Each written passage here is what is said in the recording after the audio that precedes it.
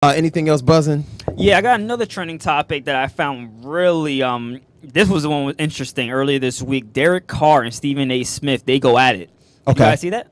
I heard a little bit about it. Okay, What happened? so Derek Carr says, and I'm just gonna repeat it so I can get it quote unquote. So he went on Twitter and tagged. So actually, let me rewind.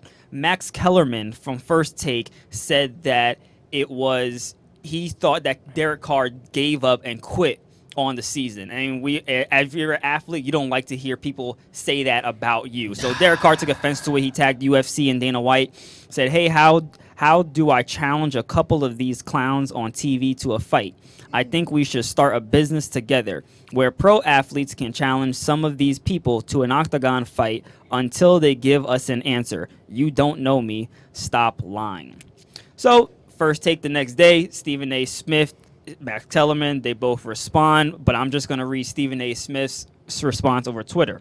"Hey, Derek Carr, I heard you had a few things to say. Consider this a personal invitation. You are more than welcome to come on First Take or sit down with me for a one-on-one. I'm here, bro. Nobody hiding." It doesn't end there. Derek Carr the next day goes on to Golic and Wingo to express his version of the story. So after he got a personal invitation from Stephen A. Smith, he goes on another talk show. So today, Stephen A. Smith, I think Jalen Rose, Damian Woody, and Max was actually there. They were there talking about it, and Stephen A. Smith was reinforcing what what Max Kellerman was initially saying. We are reporters. Our job is to observe and report. They're not reporting. What Those They're two don't trolling. report. They're trolling. They're trolling. Those two don't report. All right. You want me to finish it? Go ahead. All right. Go ahead. So now Stephen A. Smith says, here's a question. Why is he talking about getting me in the octagon instead of a UFC fighter, Dana White?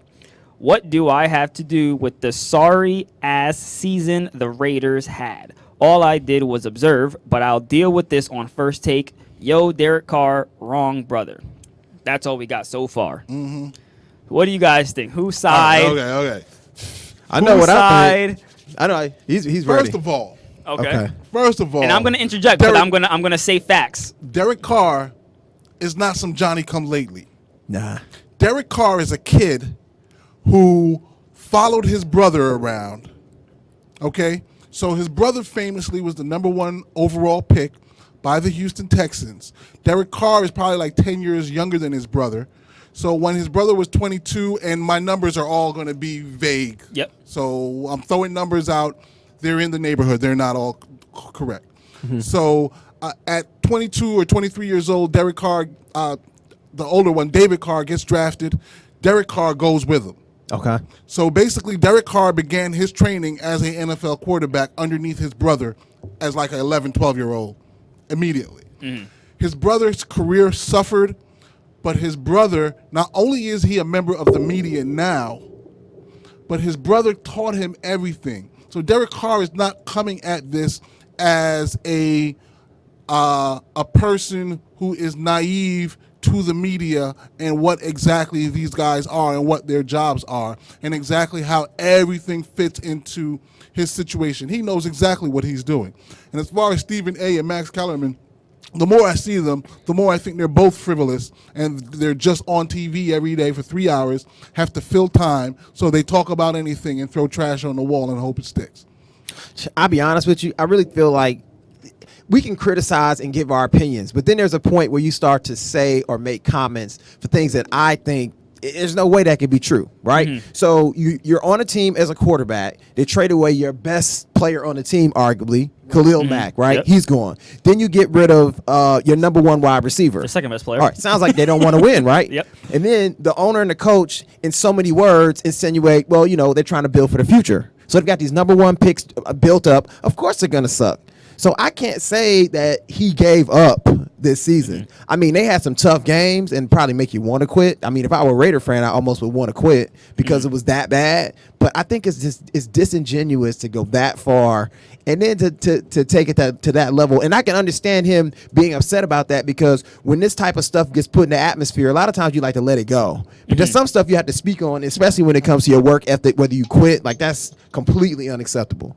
So Exactly. yeah. Nobody wants to hear that somebody saying that you're a quitter. That's Yeah. like the worst thing you could ever be. And the team sucked, not because of him per se, because Right. it's the Now whole. to play devil's advocate, because I know we got to move on. Yeah. Stephen A. Smith did say that Max said that Stephen A. Smith said that Max said that it said he looks like he quit. What is that? What kind of So? sports reporting is that? So does that make so the mere fact that he said that it looks like he quit, he didn't say that he actually quit. Max Kellerman is saying what he saw, even though that sentence is still not a educated sentence. so blank. Do you That's a think there's a blanket difference? statement. How do you look like you quit being an NFL quarterback? You will get killed with a T, Kilt. Absolutely. That's you don't quit as an NFL quarterback. Your life is in danger every time that ball is snapped. When you say looks like, you're making an assumption. Right. An assumption is not factual. But what does look like quit mean for an NFL quarterback? If I- Snap and lay down. Yeah. Or just walk off the You know field. what I'm saying? Just Grab go to the your locker ankle, room. Don't come back. Go play. Right. You can easily invent an injury and get That's 6 quick. weeks off. You did hear John Gruden did say that he's liking the way Kyler Murray is looking. So I feel like some of this is tension built up on Derek Carr might be thinking, hey, maybe they are looking for another quarterback.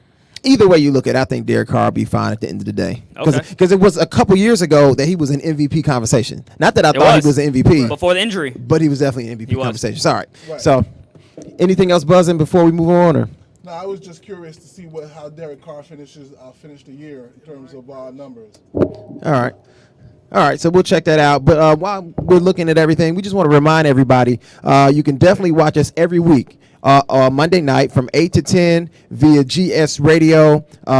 You can also find us on Facebook and YouTube. Our full podcast is available for download right after the show at gsradionewjersey.com. New clips are posted every Tuesday morning on TCST channel on YouTube. Please subscribe, like, and comment. Follow on Twitter at Council Talk and on IG, Instagram at Council_Sports Talk, the number 2 JOES. Tonight we have a really good show planned for you guys. Just as a little bit of a teaser here, we got our first hour coming up. Can I stop you real quick? Oh, Just okay. to finish with Derek Carr. Okay. And of course, I lost it as soon as I found it.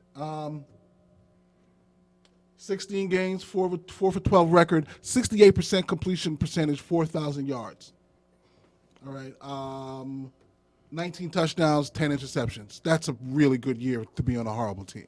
Yeah, it's not bad at all. Yeah. But I can't fault a guy when the team is trying to tank and make it seem as though he quit. I mean, I just think like you said, I think their time slot's a little bit too long on ESPN because I think they tend to say a little bit more than they It's probably every mean day. to. Yeah, because it's every day. in their defense, that's a lot of time to feel like to talk. Right. You know how much talking? I guess that's a lot of talking.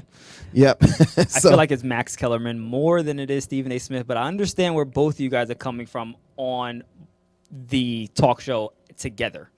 yeah. These reporters together because they do have Get Up, then you have First Take, you have Coast to Coast, you have these people who control that station for a certain amount of time. I do I understand. think that. they're both cool dudes. I mean, Yeah. obviously, but Max, I lean more toward his opinion on boxing, Same here. and he's Definitely. always very solid with that. I give him all the He credit in used the to world. be great with basketball, too. And Okay. He used to be great with baseball. He used to be on New York Sports Radio every day. Okay. All right. And so was Stephen A. Smith. But Max Kellerman really, really developed a huge following on New York Sports Radio because when he came on, he was different. He was analytical and not passionate. Okay. And First Take will make Now you he's passionate. Yeah, it makes now you. now it's not the same. He's passionate because Stephen A. Smith is. Right.